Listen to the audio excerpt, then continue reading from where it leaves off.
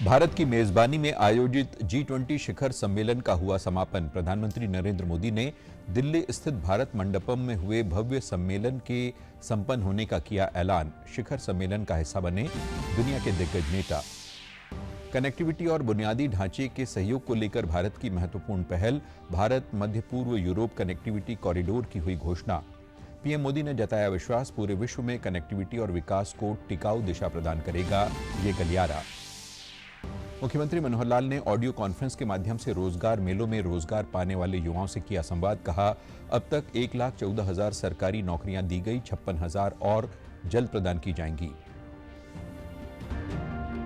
और पानीपत के समालखा पट्टी कल्याण स्थित सेवा साधना केंद्र में आयोजित अखिल भारतीय ग्राहक पंचायत के स्वर्ण जयंती वर्ष समारोह का हुआ समापन। राष्ट्रीय मानवाधिकार आयोग के अध्यक्ष अरुण मिश्रा हुए शामिल।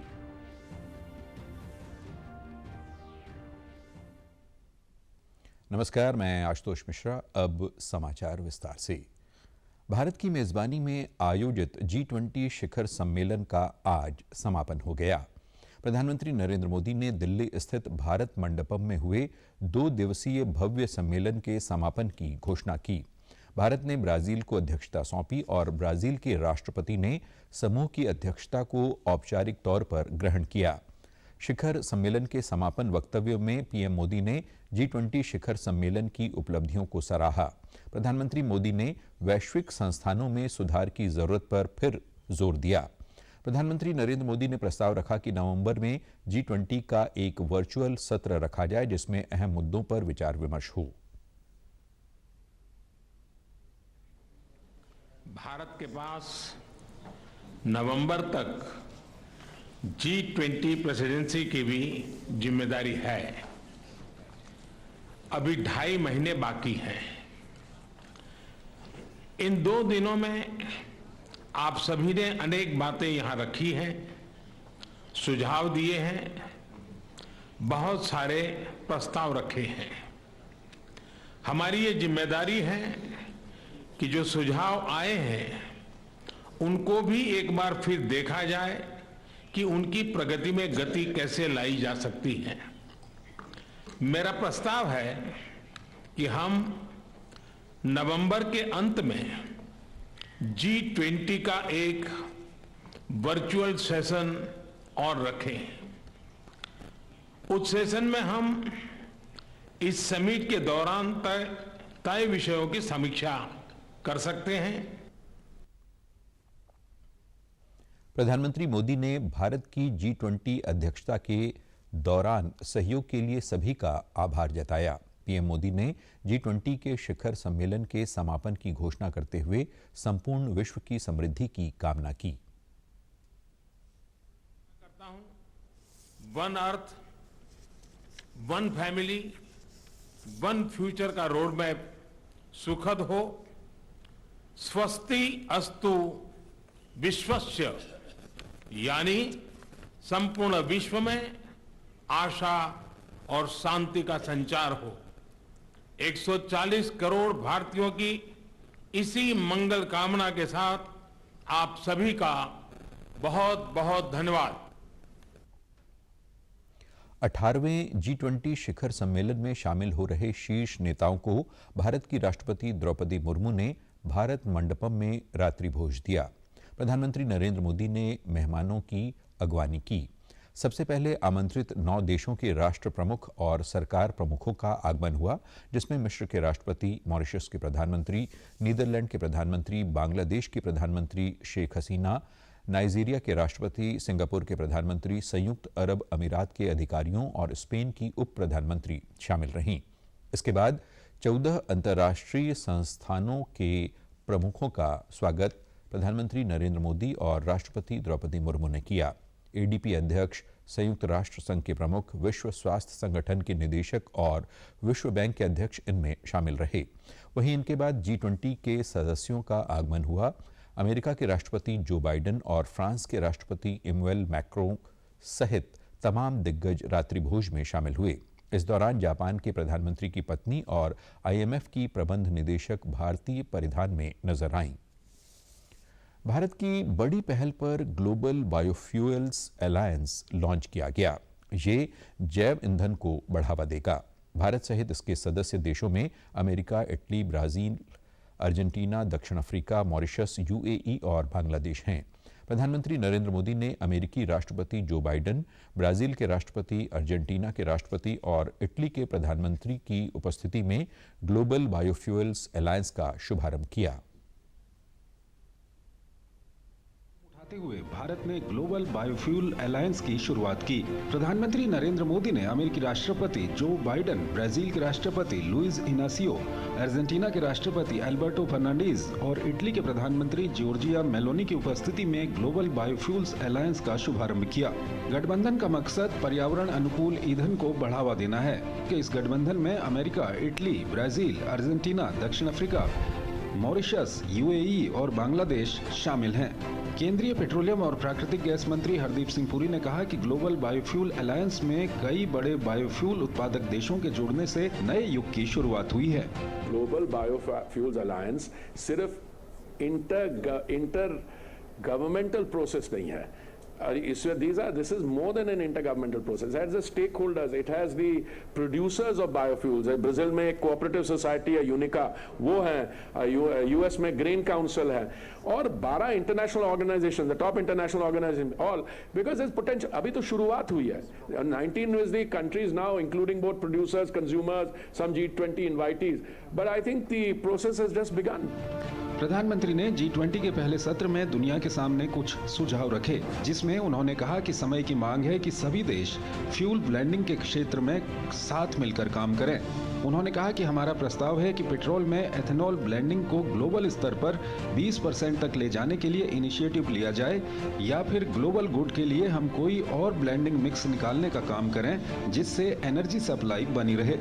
भारत ने 2070 तक शुद्ध रूप से शून्य कार्बन उत्सर्जन का लक्ष्य रखा है। बायोफ्यूल का मतलब पेड़ पौधों, अनाज, शैवाल, भूसी और फूड वेस्ट से बनने वाला ईंधन है। बायोफ्यूल्स को कई तरह के बायोमास से निकाला जाता है। इसमें कार्बन की कम मात्रा होती है। अगर इसका इस्तेमाल बढ़ेगा तो दुनिया में पारंपरिक ईंधन, पेट्रोल, डीजल पर निर्भरता कम होगी और पर्यावरण प्रदूषण भी कम होगा। वैश्विक जैव ईंधन गठबंधन की स्थापना भारत की प्राथमिकताओं में शामिल है। गौरतलब है कि भारत दुनिया का तीसरा सबसे बड़ा तेल उपभोक्ता देश है और जैव ईंधन के इस्तेमाल पर ज्यादा से ज्यादा जोर दे रहा है। भारत की G20 अध्यक्ष के लिए महत्वपूर्ण विषय के रूप में सदस्य देशों ने नई दिल्ली घोषणा को निर्विरोध स्वीकार कर लिया है। कल नई दिल्ली में 18वें G20 शिखर सम्मेलन के पहले दिन प्रधानमंत्री नरेंद्र मोदी ने G20 के दूसरे सत्र के दौरान ये घोषणा पत्र स्वीकार किए जाने की जानकारी दी। इसका नाम है एक परिवार। उन्होंने इस अथक प्रयास में लगे लोगों का धन्यवाद किया और साथ ही G20 के सदस्यों का भी अभिनंदन किया। इस घोषणा पत्र में कुल 73 आउटकम शामिल हैं। इस घोषणा में समावेशी वृद्धि, जलवायु परिवर्तन से निपटने की कार्रवाई तेज करने और स्वास्थ्य आपातकाल में भविष्य के लिए चिकित्सा आपूर्ति बढ़ाने जैसे मुद्दे शामिल किए गए हैं। सदस्य देशों ने टिकाऊ, संतुलित और समावेशी वृद्धि के साथ सतत विकास के लिए 2030 के एजेंडे को प्रभावी ढंग से लागू करने की प्रतिबद्धता व्यक्त की। उन्होंने कार्बन उत्सर्जन कम करने की प्रक्रिया को आगे बढ़ाने, जलवायु अनुकूलन और पर्यावरण के अनुकूल सतत विकास के जरिए जलवायु परिवर्तन के मुद्दे से निपटने की कार्रवाई तेज करने की भी प्रतिबद्धता दोहराई। नई Delhi G20 leaders summit declaration पर सहमति बनी है। मैं इस डिक्लेरेशन को एडॉप्ट करने की घोषणा करता हूं।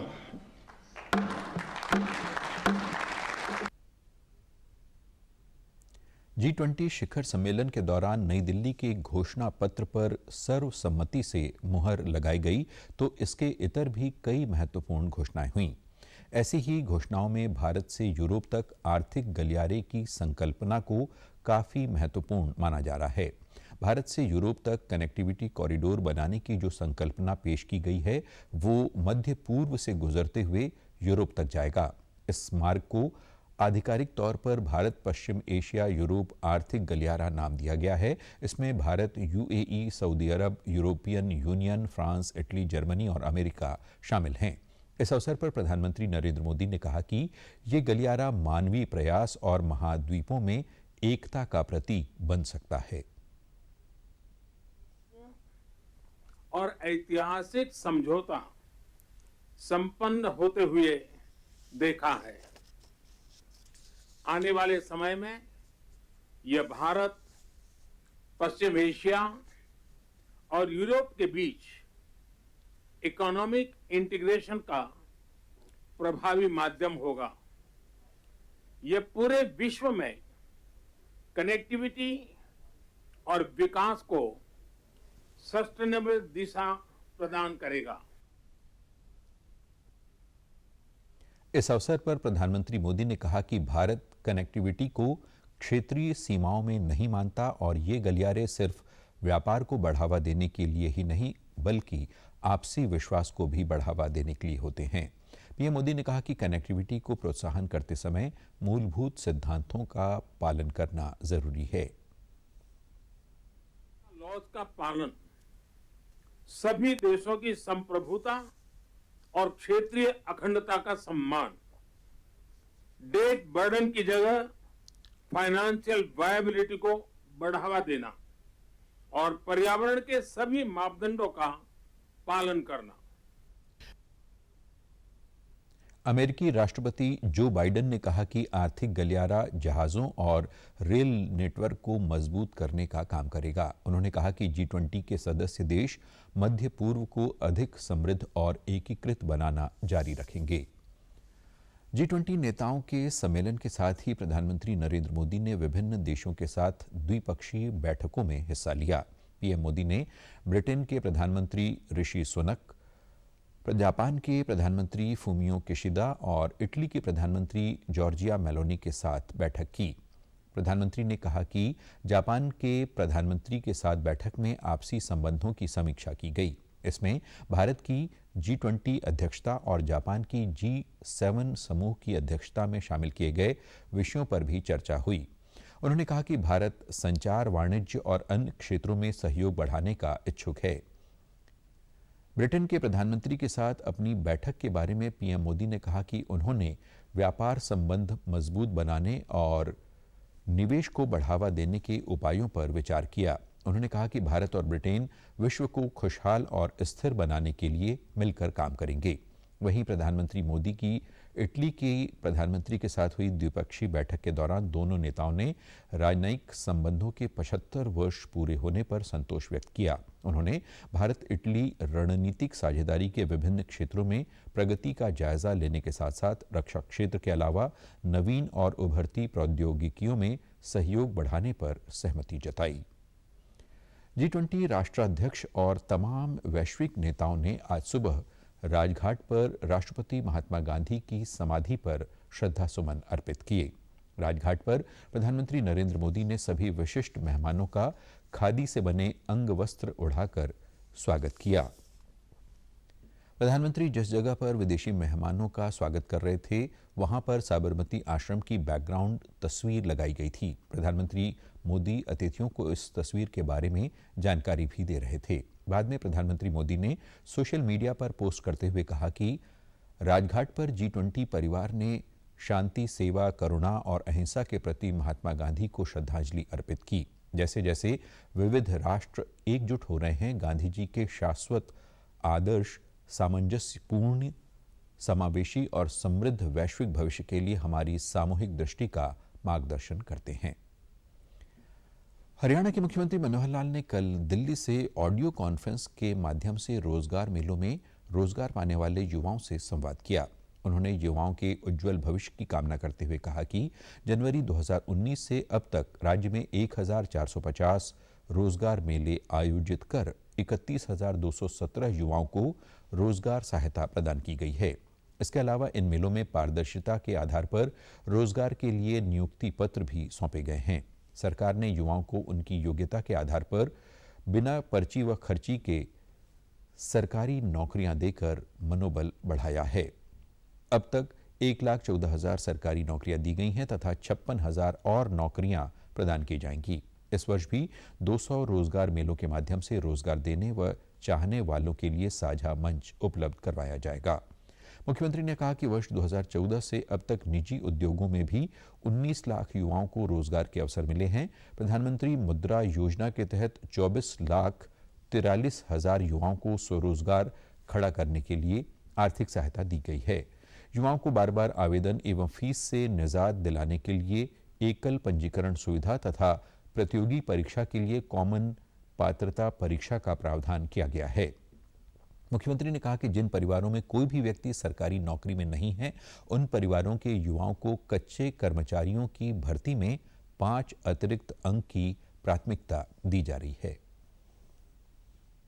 नौकरियां एक पक्की नौकरी को मिल चुकी है, एचकेआरएम की नौकरी, और अभी जो इस समय नौकरियों का जो इस वर्ष के अंदर अंदर मिलेंगी उन सबको मैं मिला लेता हूं तो 56,000 नौकरी और बनती हैं। ऐसे कुल मिलाकर 1,70,000 से ऊपर नौकरी मिलेंगी, जो अपने आप में एक रिकॉर्ड होगा कि हर वर्ष 17,000 की एवरेज से और ये नौकरियां मिलेंगी। प्राइवेट उद्योग, बड़ी मात्रा में उद्योगों के अंदर भी लोगों को जो नौकरी मिलती है, जो अपने आप जाकर के प्राप्त करते हैं। अगर मैं पिछले 10 साल या 9 साल का आपको जानकारी दूं तो हमारे यहाँ 19 लाख लोग ऐसे हैं जो प्राइवेट उद्योग में जिनको अवसर मिला है।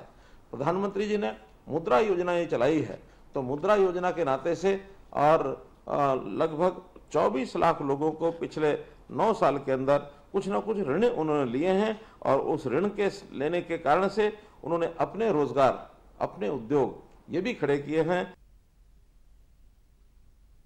मुख्यमंत्री ने कहा कि अब तक हरियाणा कौशल विकास मिशन के तहत 80,000 से अधिक युवाओं को कौशल प्रदान किया जा चुका है।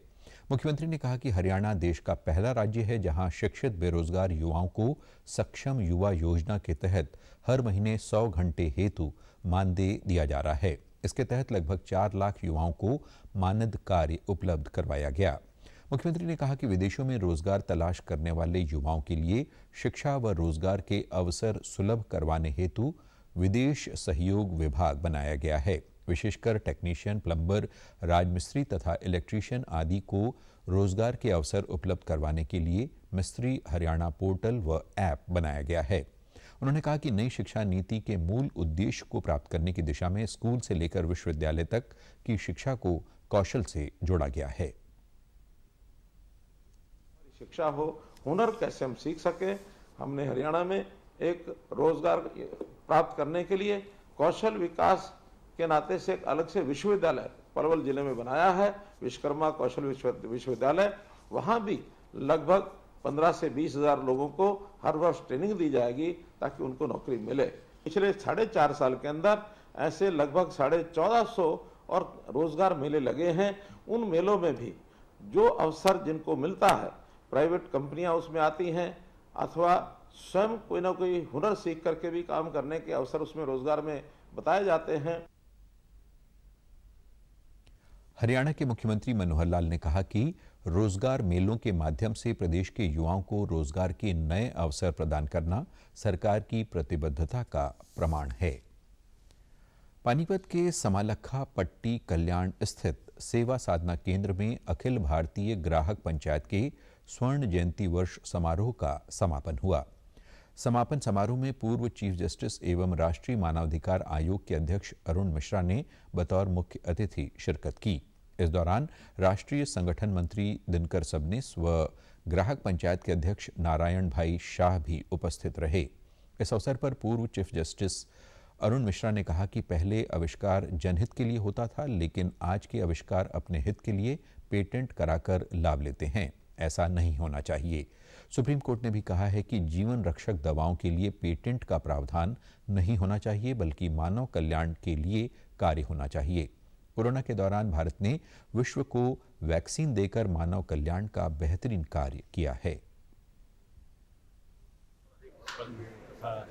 जो एक ग्राहक को जो जानकारी प्राप्त करने का अधिकार है, उसका शोषण ना हो, उसको उचित कीमत पर वस्तुएं प्राप्त हो, गुणवत्तापूर्वक वस्तुएं प्राप्त हो, ग्राहक पंचायत में बहुत महत्वपूर्ण कार्य है। देश में कर रही है और मैं सोचता हूँ आगे ऐसे ही करें। और अधिक जागृति की आवश्यकता है, क्योंकि अभी जो देश में ये फ्रॉड्स हो रहे हैं, ई कॉमर्स जो नया फॉर्म आ गया है, इसमें हमें आवश्यकता है कि हम इसको इस प्रकार समाप्त कर सकते हैं डिजिटल टेक्नोलॉजी से, फॉरेंसिक तरीके से। फॉरेंसिक लेबोरेटरी की और अधिक आवश्यकता है, जिससे कि हम इसको मीट कर सकें। और जो ई फ्रॉड्स हो रहे हैं, बैंक फ्रॉड्स हो रहे हैं, पर्सनल डेटा, साइबर क्राइम काफी हो रहा है, साइबर क्राइम हो रहे हैं, इनको भी रोकना। सम्मेलन में देश भर से आए प्रतिनिधियों ने कार्यक्रम की सराहना करते हुए बताया कि वे अपने क्षेत्रों के ग्राहकों के हितों की रक्षा करेंगे। महोत्सव चालू है। ये महोत्सव हमने 2 दिन में अटेंड किया है और यहाँ पर जन जागृति ग्राहक को कैसी करनी चाहिए इस बारे में बहुत अच्छी तरह से ज्ञान दिया गया है। और अभी हम ये ज्ञान लेके हमारे जिले में, हमारे मोहल्ले में सबको बताएंगे, सबको जन जागृति करेंगे कि ग्राहक क्या होता है और ग्राहक ने कैसा जागरूक रहना चाहिए और ग्राहक का क्या कर्तव्य है, ये सब हम उनको बताएंगे और उनके तरफ जन जागृति करेंगे। आज स्वर्ण जयंती में ग्राहकों को जागरण के लिए बहुत उपयोगी बातें बताई गई। काम करने के लिए हमको बताया गया ग्राहक को कैसे जागरण करना है, ठगी कैसे हो रही है, ठगी के बारे में, और लागत मूल्य के ऊपर में बोला गया लागत मूल्य हो, वस्तु का लागत मूल्य होना चाहिए। हमें यहाँ सम्मान मिला है, हम बहुत खुद को गौरवान्वित करते हैं। जो भी हमने यहाँ सीखा है, सुना है, वो हमें हमारे विदर्भ प्रांत में जाकर सब ग्राहकों को बताएंगे और ग्राहक की जागृति करेंगे। ये जो परिसर है, ये परिसर भी बहुत सुंदर है और इसमें हमें पर्यावरण, ग्राहक जागृति, इनके बारे में जानकारी मिली है। यहाँ बहुत अच्छे स्टॉल लगे हुए हैं, कपड़ों के स्टॉल, किताबों के स्टॉल, कुछ खाने के स्टॉल, उसमें भी हमें अच्छे से ग्रहण करने को मिला। कार्यक्रम में उपभोक्ता जागरूकता के लिए स्टॉल भी लगाए गए, जिनमें मानकीकरण, उपभोक्ता संरक्षण और उपभोक्ता अधिकारिता में BIS की भूमिका, हॉलमार्क, ISI के बारे में विस्तार से बताया गया। पंचकुला में भाजपा की ओर से अंबाला लोकसभा के अल्पकालीन विस्तारक प्रशिक्षण शिविर कार्यक्रम का आयोजन किया गया। 2 दिवसीय इस प्रशिक्षण शिविर में कई सत्र आयोजित किए गए।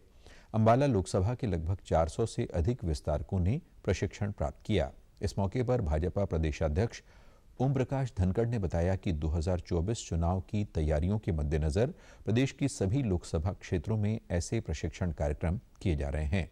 उन्होंने कहा कि पार्टी को मजबूत करने की दिशा में ये एक बड़ा प्रयोग है। इसके माध्यम से हम बूथ स्तर तक की सक्रियता बढ़ाएंगे। साथ ही उन्होंने विपक्ष पर भी निशाना साधा।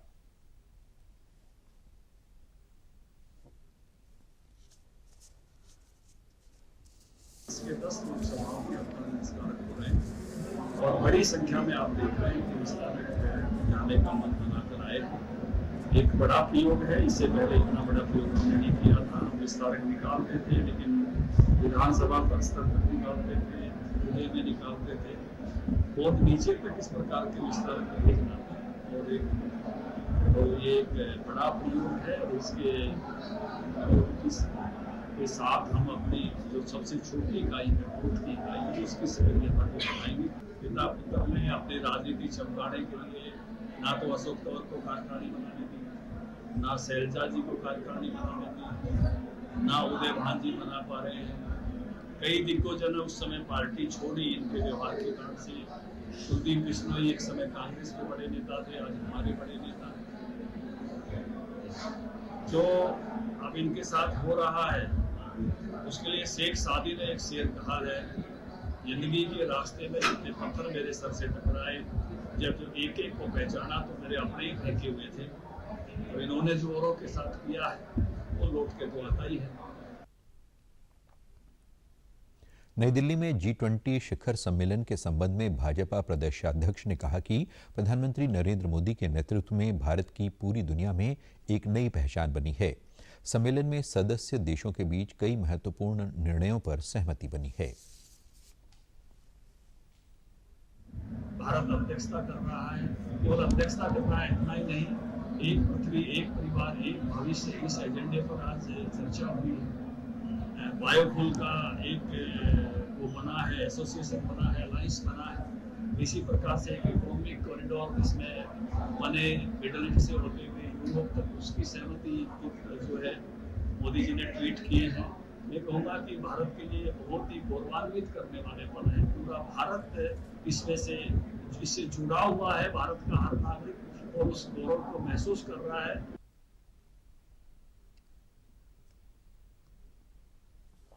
हरियाणा पावर यूटिलिटीज की पहल पर हरियाणा शहरी विकास प्राधिकरण और शिक्षा विभाग के सानिध्य में पंचकुला के इंद्रधनुष ऑडिटोरियम में कल हमारे शहर में वर्षा विषय पर एक दिवसीय कार्यशाला आयोजित की गई। चित्रकला व पेंटिंग पर आधारित इस कार्यशाला में 400 से अधिक विद्यार्थियों और कलाकारों ने भाग लिया। मुख्य सचिव संजीव कौशल ने कार्यशाला के शुभारंभ पर विद्यार्थियों व कलाकारों द्वारा बनाई गई पेंटिंग का अवलोकन किया। इस दौरान उन्होंने विद्यार्थियों से पेंटिंग के बारे में जानकारी ली और उनका मनोबल भी बढ़ाया।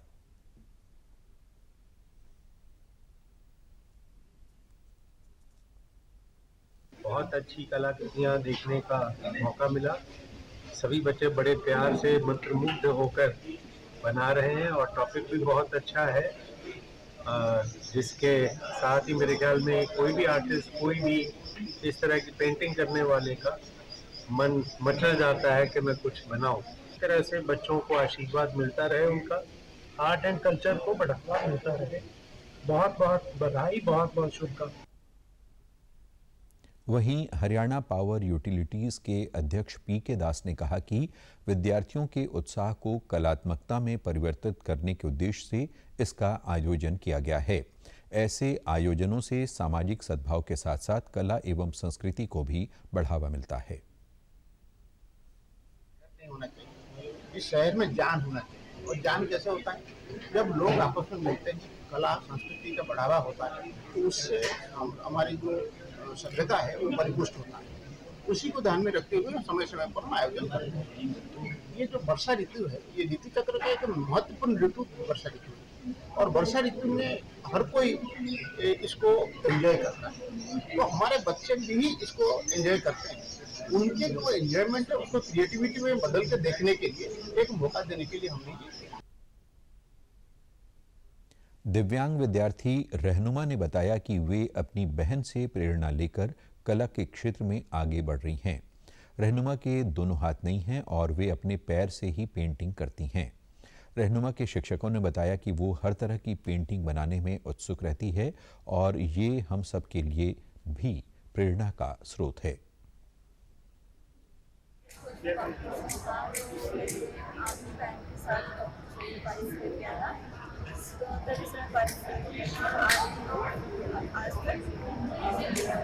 ये रेत के ऊपर है कि हम फील कैसे करते हैं।